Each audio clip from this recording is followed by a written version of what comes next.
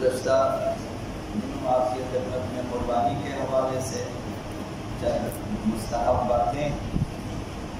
اور چند فقہی مسائل اور چند آداب بیان ہوئے، اور اسی سلسلے میں آئندہ چند دنوں کے بعد عید غدیر آنے والی ہے، تو اس حوالے سے چند مہم باتیں آپ کی خدمت میں ہم آئندہ چند دنوں تک عرض کرنے کی کوشش کریں گے۔ سب سے پہلے جو عید غدیر کی اہمیت ہے اس بارے میں چند دنوں تک چند باتیں آپ کی خدمت میں عرض کی۔ تو آج کے لیے دو باتیں یہ ہے کہ عید غدیر کو اگر آپ دیکھنا چاہیں کہ در حقیقت عید غدیر کی اہمیت کس چیز میں ہے، تو سر فہرست یہ عید آل محمد صلی اللہ علیہ وسلم کے لیے عید کا دن اور جشن کا دن ہے، تو یہ عید آل محمد ہے، اور اسی وجہ سے اہل بیت اطہار